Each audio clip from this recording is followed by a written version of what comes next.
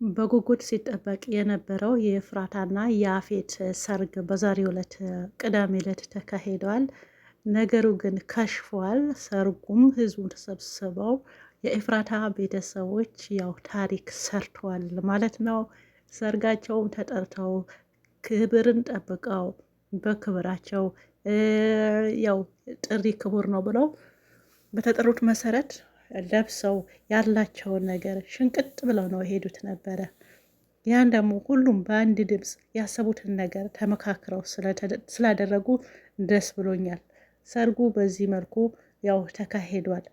እንደዚህ ታዋቂ ሰው ሳይሆን እንደ ያፌት ተንኮለኛ ሰው ትንሽ ሰው ነው ተገኘውና እንግዲህ በጣም ደስ በሚል ሁኔታ ሰርጉ ተፈጽሞ ነበረ። በመጨረሻም ግን እናታ ማነው ያፌትን ወድቋል ማለት ነው። ያን ደግሞ ባዘጋጁት መድኃኒት እንደ ውሃ ጠጠው ጠጠው ጠጠው ጠጠው። እንትና መለሳት እንደ ማነች ጽዮን ማለት ነው። ጽዮን መለሳት ጋይስ በዚህ አጋጣሚ እጅግ በጣም ነው ያደነቃቸው። ያው ስሜታቸውም ቁጣቸውም ተቆጣጥረው መታገዝ ያለባቸውም ታግሰው እስከ መጨረሻውም ሄደው ሳያስነቁ ያደረጉትን ነገር እጅግ በጣም የሚደንቅ ነው። እንግዲህ ሰርጋቸውም ከመሄዱ በፊት ተጠራርቶ ሰሞኑ ነው እንግዲህ የጀመሩት። እኔ እውነት ለመናገር በዚህ መልክ አይደለም የጠበቅኩት። የሆነ ረብሻ ይፈጥራሉ ወይም ደግሞ ጓጓ የሚሉ መስሎኝ ነበር። ፖሊስ ይዘው ሄደው ምናምን እንደዛ ነው መሰለኝ የነበረው። ግን በጥበብ ነው ያደረጉትና በጣም ነው ደስ ያለኝ። ሰውየውም እናቱ ልበላት ወርስ አክስቱ እሷን ግራ ገብቷት ነበረ። ይሄ በአስቸኳዩ ሰርጉ ለምን ተካሄደ ልጄ? እሱ ስጠይቀው ግን አይነግረኝም እና ገባሽ አይመለከተሽም፣ በቃ ጥሩ መልስ አይሰጠኝም እና ለምንድን ነው ይሄን ያፋጠናችሁት ብላ ነበረ። እሷ ግን ለመናገር ተብላ ነበረ። እሱም ደግሞ ምንም እኮ ይሄ የሚያስጠይቅ ነገር አይደለም እኛ ወስነን ነው አለ። ስለዚህ ከኤፍራታና ከኔ ወስነን ነው ሲል እሷ ደግሞ አክስትየዋ ያው የተመታች የተረገመች ልጅና አርግዘሽ ነው ወይ እኔ ቆንጆ እስካሁን ሳያስተዋውቀኝ አንቺን የመሰለ አርግዘሽ ነው እንዴት ቶሎ እንትን ያላችሁት ስትል አይ ኧረ አላረገዝኩም ምናምን አለች። ያው ቲቤት እንደሆነ ይገባታል ሰውየው ቲቤተኛ እንደሆነ። የእህቷ ልጅ ነው ያፌት፣ እሷ አክስት ነች ማለት ነው። ስለዚህ ቲቤቱ ሁሉም ስለምታቅ ጥሩ ምላሽ ስለማይሰጣት ምናልባት እሱ ምላሽ ስለማይሰጠኝ አንቺ ትሻለሽ ብዬ ነው መጠየቅሽ ስትላትም ያው እውነት አወጣ። ከዛ ሁሉም ግን ያው ሂዊ እዚህ ድረስ በመውጣቷ እጅግ በጣም ደስ ብሎኛል። ሰርጉ ያው ለማክሸፍ ወይም ደግሞ ሳይሆን ያስፈራራትን ነገር ለማወቅ በሌሎቹን በሰርግ በለበሱት እንደሚያምሩት እሷ ግን ማንነቷ ደብቃ ነበረ። ያው እንዳይታወቅ ፈልጋ፣ ምክንያቱም ያፌት ሰዎችን እንዳያሳድዷት እንደነበረ እንዲይዟት፣ ከዛ ደግሞ ማንነቷ መደበቅ ስላለባት። ኤፍራታ ግን ገግማለች። ያው በሆነ ነገር እንዳስፈራራት ታውቃለች እና ያ ነገር ዛሬም ግልጽ አይደለችም፣ አልነገረቻትም። ስለዚህ እባክሽን ሴቶቹ ጋር እንዳትሄጂ ብላ ሴቶቹ ጋር እንዳትሄድ ያው መክራት ነበረ። ነገር ግን እሷ መሄድ አለብኝ፣ አንቺ የሆነ ሰውን ለማዳን ይሄው ራስሽ እየተጎዳሽ ነው። ስለዚህ አንቺ ብቻሽ መጎዳት የለብሽም እና እኔም መጎዳት አለብኝ እነዛን ሴቶች ለማዳን ብላ እፉዬን ይሄን ነገር ያው ምክንያቱም መጀመሪያ ስለሄደች ስላየችው ሴቶቹ ቦታ በጣም ተሰምቷል። በቃ እባክሽን ራስሽን ጠብቂ፣ አንድ ቀን ወይ ሁሉም አልፎ እንገያኛለን እርግጠኛም ነኝ ብላ ያው ተሳስመው ሸኝታታለች። እኔ ግን ስትወጣ የሚይዟት መስሎኝ ነበረ፣ ግን አልያዟትም። ኤፍራታም በጣም ተጨንቃለች፣ አስባለችም። ምክንያቱም ሂዊ እዛ ጋር መሄድ ያው እንደሌለባት፣ ምክንያቱም ቦታው ስቃዩ መከራው ስላየችው። በመጨረሻም የናታ ቤተሰቦች ገኒ እናት ጋቢም ለብሳለች። ያ ሁሉም ተደግሶ ከመጡ በኋላ ያው ያፌት እንደ ውሃ ነገር ያው መጀመሪያ አዘጋጅተው ነው የመጡት። በኩራት ነው የመጡት። ደግሞ የናታ ሲመጣ ደግሞ ማነው ያፌት ደግሞ ደስ ብሎታል። ምክንያቱም እንዲያናድደው ፈልጎ ነበርና እንደምንም ብሎ ቁጣውንም ስሜቱን ተቆጣጥሮ እንኳን ደስ አለ ያፌት። እንግዲህ እስከ መጨረሻው ያማረ ሰመር ያደርግላችሁ ነው አለው። አሚን ኔት አመሰግናለሁ ነው አለው። ያም ደግሞ ቤዛ ስላለች ኔት አንተ ምን ማትለኝም ሲለው ያ ነው ያለው ማለት ነው። በመጨረሻም ያዘጋጀችን መድኃኒት ኤፍራታን ሙሽራ ከፎቅ ከወረደች በኋላ ጋቢ ከለበሱ በኋላ ቀለበት ሊያደርግላት ይሆን ተዘጋጅተሻል ልጅ አይዝነሽ ሲሏት አዎ ተዘጋጅቻለሁ አለች። ስለዚህ ያን ያክስት ልጅ ጽዮንን የሚወድ ልጅ ጠራችውና ውሃ ካሰጠው አፉ ድረስ ደርቋልና ውሃ ይጠጣ በቃ ያንተ ነው እንትን የሚለው ምናምን አለችው።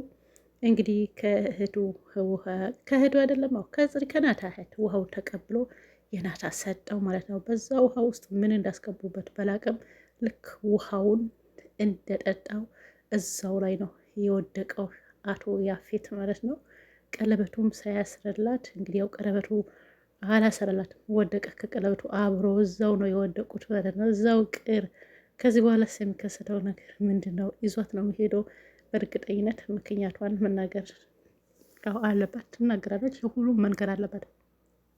ይህ ሁሉም ውስጥ ይህን ያደረገችበት ነገር በእርግጥ አትነገረችው።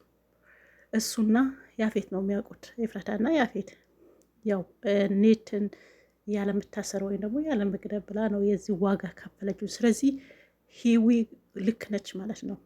አንድ ሰው አሁናቺ አንድ ሰው አልናገርም ብትይ ማለቻት አንድ ሰው ለማዳን ነው ይህን የማትፈልጊው ሰው የምታገቢው። ስለዚህ አንቺ ብቻ አይደለም ይሄ ሁሉ መታገዝ አለብሽ፣ እኔም መጎዳት አለብኝ። ለምን እነዛ ሴቶችን ማዳን ስላለብኝ። ስለዚህ ኢትዝ ኦኬ ችግር የለውም ብላ ነው ሄደችም። ስለዚህ አሁን ቤቱ ሙሉ ሰው ይሄንን አያውቅም። በእርግጠኝነት ማንም የሚያውቅ የለም።